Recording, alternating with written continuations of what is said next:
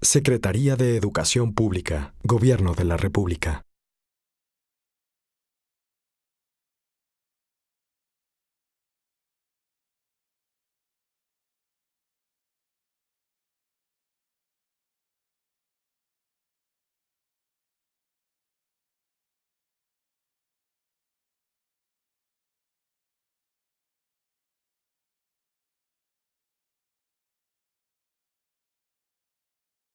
En el fondo, la esencia de lo que queremos comunicar es poder explicar de una manera simple y amable por qué hicimos juntos esta reforma educativa, cuál es la importancia y cuál es la trascendencia, cuál es la diferencia que va a tener este país en el futuro, que puede tener cualquier niño como el del video, en este caso Iván.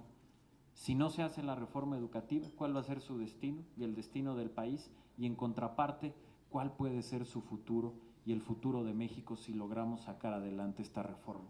Y a partir de poder explicar esto de diversas maneras, estamos teniendo una nueva campaña de comunicación que ha empezado en las redes, que después va a llegar a la televisión, de diversos formatos, pero que quisimos compartir con ustedes, porque esto lo acabamos de sacar y la verdad es que va caminando muy bien y ha tenido un muy buen éxito. Déjenme, si me lo permiten, antes de que pasemos a las preguntas y respuestas, tienen aquí también muchos documentos a los que ahorita iré explicando brevemente. Tenemos documentos muy simples que desmienten muchos de los rumores que han estado alrededor de la reforma educativa. Les estamos dando una muestra, por supuesto, además, quien quiera que les demos estos documentos en mayor cantidad porque quieren o tienen la capacidad de ayudarnos a distribuirlos, estamos a sus órdenes. Aquí viene muy claramente lo que son los mitos y lo que es la verdad de la reforma educativa de diversos temas, desde esto que se ha dicho que si los libros de texto gratuitos ahora van a costar, falso, es mentira, y esto hay que estarlo diciendo a los padres de familia porque están muy inquietos con toda razón, e incluso hemos encontrado y detectado en algunas ocasiones gente que tomando ventaja del rumor va y les quiere cobrar los libros a los padres, siendo totalmente ilegal, pero en fin, aquí se aclaran muchos de estos rumores, los rumores que ha habido que seguramente les ha llegado en función de la educación sexual y de que ahora se están dando libros o repartiendo libros para educación sexual en preescolar, lo cual también es absolutamente falso y aquí lo aclaramos. La educación sexual empieza como desde hace muchísimas décadas en el cuarto de primaria, en los libros de biología, de una manera adecuada para la edad de los niños y de las niñas, y además así ha sucedido desde hace muchas décadas y eso no va a cambiar. En fin, aquí aclaramos todo esto, así es que todos están aquí a las órdenes y quien quiera más es nada más favor que nos los pida y los tendrá para que nos ayude a repartir. Y después están los documentos que tienen que ver con el modelo educativo que están acá. La propuesta son 3 documentos, una hoja que habla sobre los fines de la educación en el siglo XXI, que es, no sé si tienen ahí por ahí uno de los fines, por favor. Se los quiero mostrar muy rápido, porque son lo que estamos presentando del modelo educativo, gracias. Son 3 documentos. Que deben de tener todos ustedes, que se llama Los fines en la educación en el siglo XXI.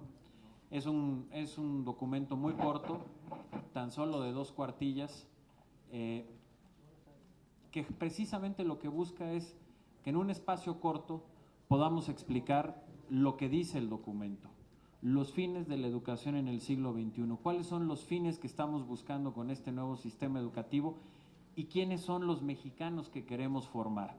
De una manera simple, resumida, se expresa algo que es tan importante y que queremos que se vuelva una brújula, un faro que pueda guiar a padres de familia, a maestros y a la sociedad en general sobre los grandes objetivos que tenemos en la educación. Esto al final incluye algo que nunca antes se había publicado de esta manera, que es una tabla en donde encontrarán los principales ámbitos educativos, que son lenguaje y comunicación, pensamiento crítico y reflexivo, valores, convivencia y colaboración, desarrollo físico y emocional, México y el mundo, arte y cultura, medio ambiente, etcétera, y viene un resumen de los conocimientos esperados al término de cada grado educativo, al término del preescolar, al término de la primaria, al término de la secundaria y de la media superior. Este es un primer documento simple, rápido, sencillo, pero que se puede convertir en una guía que nunca antes había tenido nuestro sistema educativo sobre a dónde queremos llegar, a quién queremos formar y cuáles son los conocimientos esperados al término de cada grado educativo, preescolar, primaria, secundaria y media superior. Después está el documento sobre el modelo educativo, que es un documento amplio de política pública, que se divide en 5 grandes capítulos, que es cómo poner a la escuela en el centro y la nueva organización de las escuelas, los nuevos contenidos educativos y la nueva pedagogía, el camino para la profesionalización de los maestros, la equidad y la inclusión y la nueva gobernanza educativa. Todo lo que se explica y vieron ahorita en el video hace un momento es lo que está contenido en este documento, que es el del modelo educativo, y finalmente un tercer documento mucho más amplio y detallado que ya habla de la propuesta curricular, es decir, de la propuesta de un nuevo enfoque pedagógico y de los nuevos contenidos que se deban de tener. Todos estos documentos, y así se los estamos entregando, tienen un resumen de una cuartilla que permite en esa cuartilla saber en términos generales de qué trata cada documento, para que sepan y estén al tanto de lo último que hemos presentado y que hemos venido trabajando con la Comisión de Educación en el Senado. Dicho esto, y particularmente por el momento que estamos viviendo, que sin duda es un momento de retos en el sistema educativo, un momento en donde en algunas entidades del país hay o sigue existiendo por parte de un grupo de la coordinadora resistencias a esta transformación y a este cambio en el sistema educativo, y que todos ustedes están al tanto de esta situación compleja, difícil para el país, pero que sin lugar a dudas tendremos que salir adelante de ella. Y por eso me gustaría, muy rápido, ustedes lo saben muy bien, ustedes fueron artífices de esta reforma, pero de manera breve poder recordar con ustedes por qué hicimos esta reforma y la trascendencia que tiene. ¿Por qué desde el punto de vista del gobierno de la República no nada más estamos hablando de una reforma muy importante, sino estamos hablando de uno de los proyectos fundamentales para que México pueda tener éxito en el siglo XXI? En gran medida estamos hablando de un proyecto de país que va más allá de un sexenio, y que el que esto se pueda materializar depende en gran medida del éxito que tengamos como nación en el siglo XXI. ¿Por qué hicimos esta reforma? Y por ello déjenme muy breve hacer un recuento histórico, un poco para que juntos recordemos de dónde venimos y por qué llegamos a esta situación. La Secretaría de Educación Pública se fundó hace casi 100 años. De manera precisa se fundó hace 95 años. En el año de 1921, el presidente Álvaro Obregón creó la Secretaría de Educación Pública y nombró como primer secretario a José Vasconcelos, un intelectual muy importante de su época, como todos ustedes saben. En el decreto de creación de la Secretaría de Educación Pública, de manera explícita se dice que el objetivo es crear y sostener un sistema de educación pública en el país. ¿Por qué? Porque hace 95 años no existía. Hace 95 años, con una población de tan solo 15 millones de habitantes, únicamente el 10% de los niños y de las niñas iba a la escuela. Nivel básico, primaria. Si hablamos de lo que hoy es la media superior o la educación superior, era prácticamente inexistente. Más allá de la Universidad Nacional y de universidades en las principales capitales del país, prácticamente ningún joven tenía acceso a la universidad. 100 años después, 90 años después, 95 años después, que históricamente es un tiempo relativamente corto, hoy eso que pareció una utopía de Vasconcelos y de Obregón en gran medida se convirtió en una realidad. Hoy en un país de 120 millones de habitantes, la primaria ya es universal.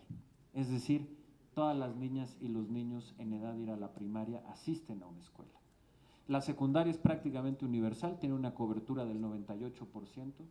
La educación media superior tiene ya una cobertura de 78%. Y hay que recordar que cuando inició el gobierno del presidente Enrique Peña, la cobertura del 66%. Ese ha sido lo que ha evolucionado en un poco más de 4 años. Y la meta sexenal es de 80% y posiblemente la vamos a superar. Y en educación superior la cobertura ya es del 36%. Esto implica que hoy tengamos uno de los 5 sistemas de educación pública más grandes del mundo. Después de China, después de Estados Unidos, de Brasil y de la India, México tiene el 5º sistema de educación pública más grande del mundo. 34 millones de alumnos, 2 millones de maestros y un poco más de 260,000 planteles educativos. De ese tamaño es nuestro sistema educativo.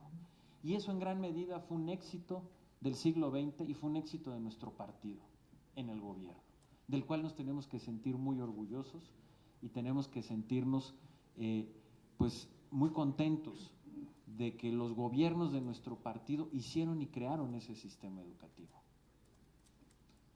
Dicho esto, también hay que reconocer que si bien tenemos ese sistema educativo, hay que decirlo con toda franqueza, se logró el sueño de Vasconcelos y de Obregón de tener una escuela y un maestro en cada rincón del país, pero la calidad educativa deja mucho que desear. También tenemos que ser honestos y sinceros. Se mida como se mida.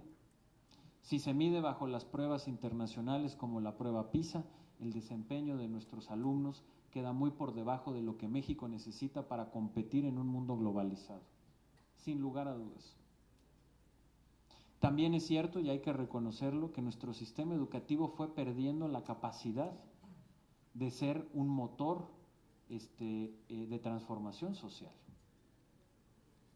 ¿Cuál es la única manera para que los niños y las niñas que vienen de familias que no han tenido los recursos o las posibilidades y que viven en la pobreza o en la marginación? Pues la única manera de que puedan salir realmente de esa condición y puedan aspirar a una mejor vida que la de sus padres es a través de la educación.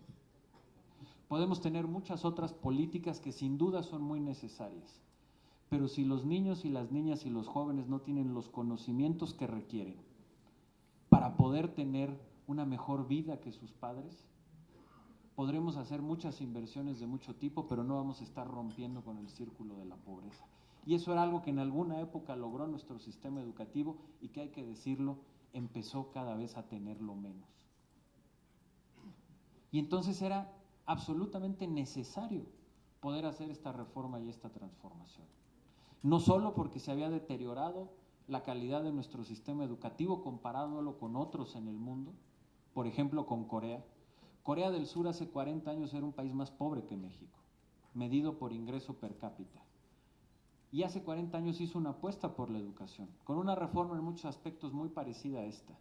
Y 40 años después, Corea del Sur es un país más rico que México, sustentado en el conocimiento, en la educación y en el talento de su gente. Nos habíamos rezagado mucho de países como Corea del Sur. Pero no solo eso, como les decía hace un momento, el siglo XXI tiene un reto fundamental.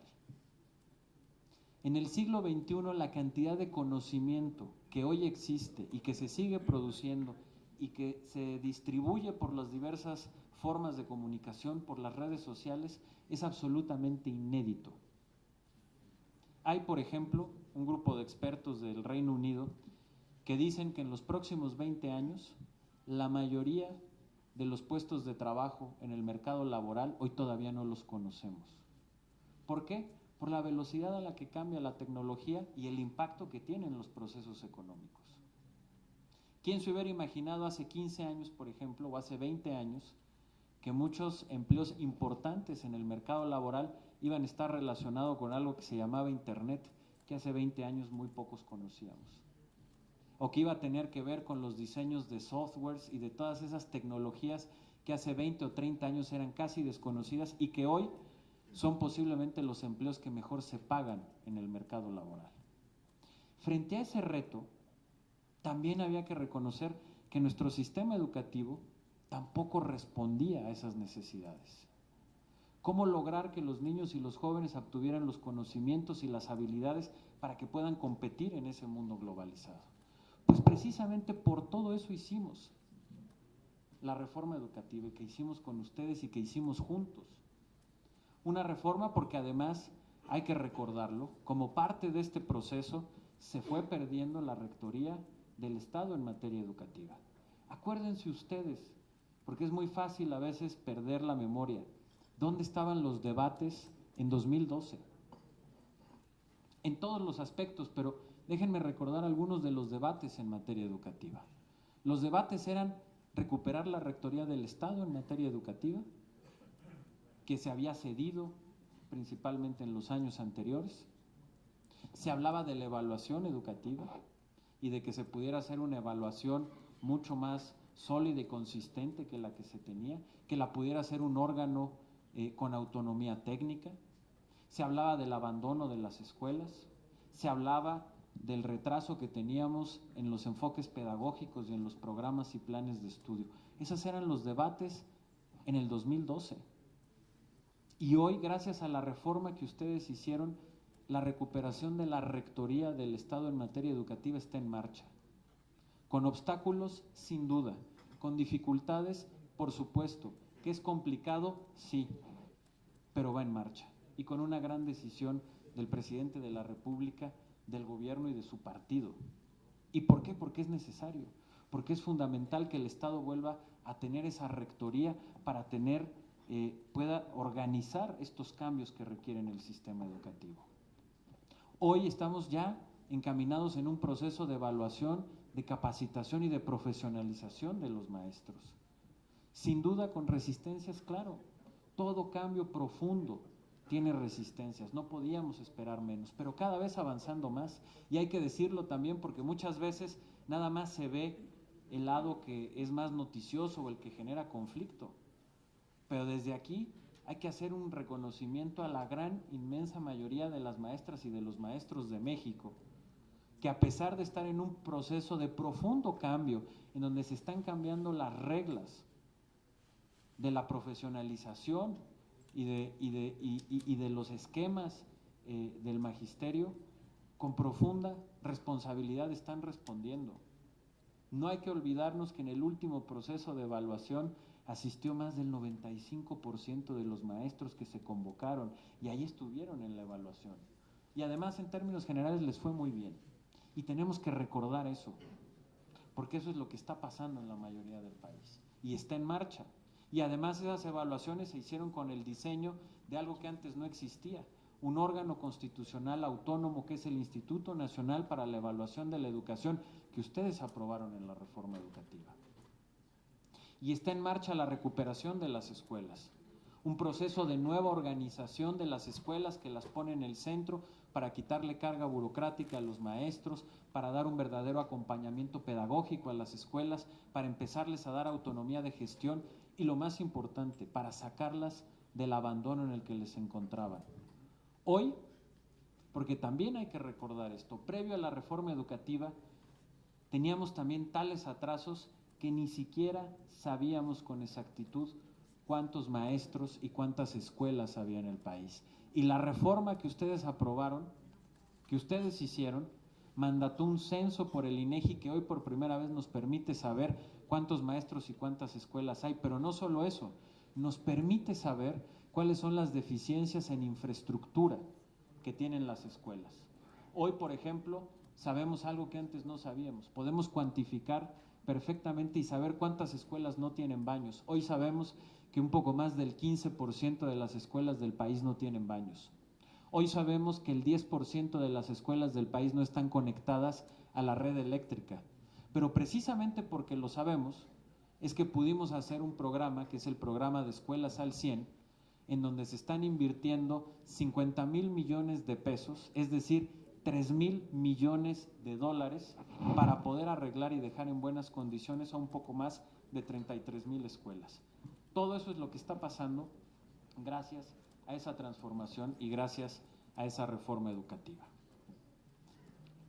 Y me parece, y por eso les platico y les digo todo esto que ustedes saben, por haber sido sin duda una reforma que hicieron y que aprobaron, porque en momentos como estos es cuando tenemos que acordarnos por qué hicimos una reforma como estas.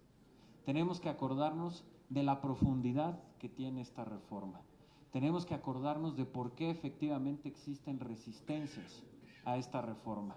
Pero por lo mismo, es también momento de recordarnos que no hay vuelta atrás, que tenemos que seguir adelante, que el futuro de México depende de esta reforma. Si esta reforma llega a buen puerto, los niños y las niñas y los jóvenes de México van a tener las herramientas para poder triunfar en el siglo XXI.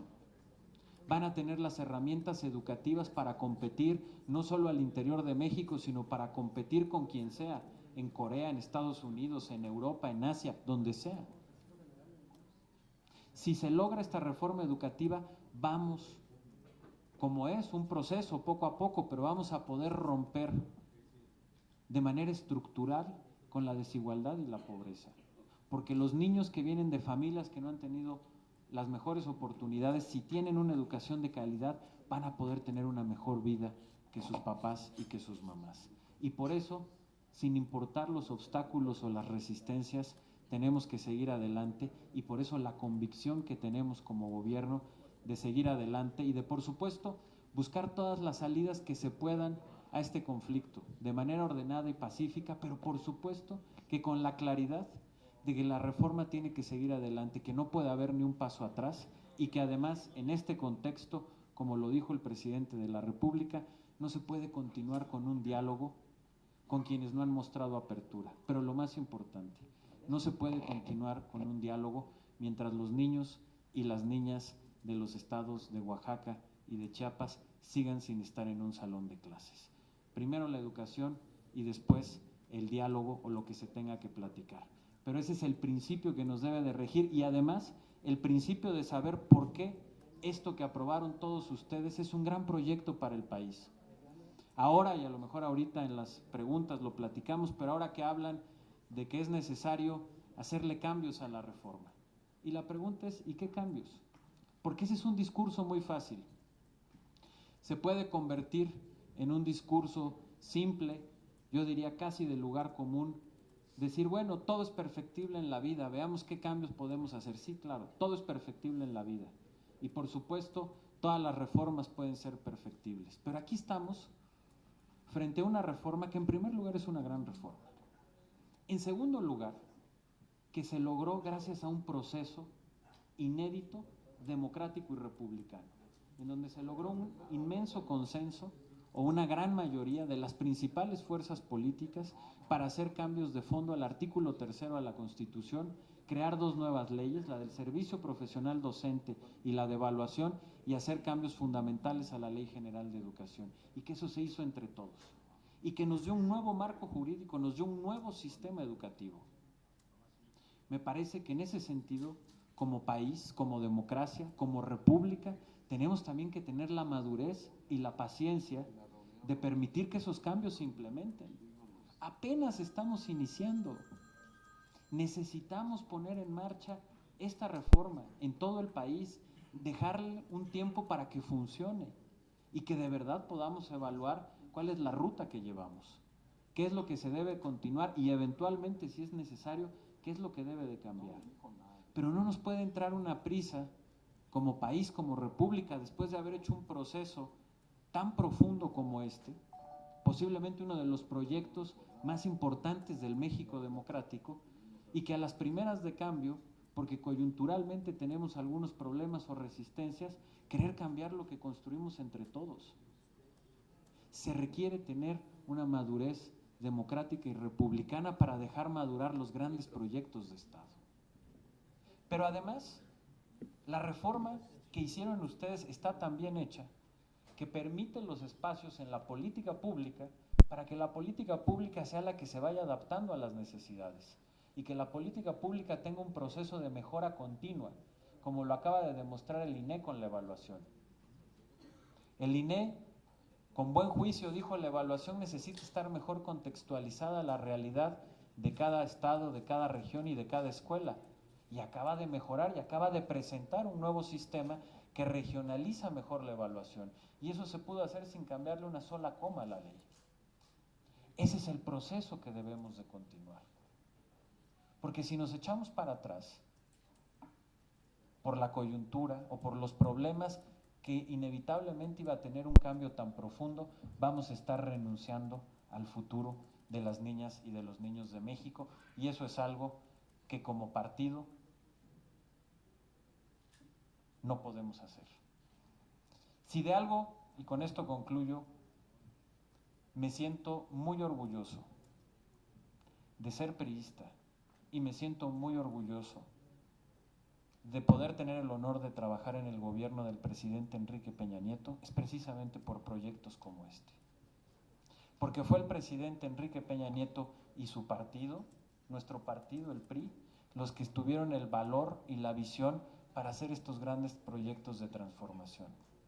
Cuando uno ve lo que hizo el PRI en otros años, que construyó ese sistema educativo del que platicamos, me siento muy orgulloso. Y hoy me siento aún más orgulloso porque en el siglo XXI fue un presidente priista con su partido y sus grupos parlamentarios los que decidieron hacer la transformación para hacer ahora el sistema educativo del siglo XXI. Y por eso soy un convencido de que este es el proyecto correcto y de que por eso lo tenemos que defender, porque es por el futuro de las niñas y los niños de México. Muchas gracias.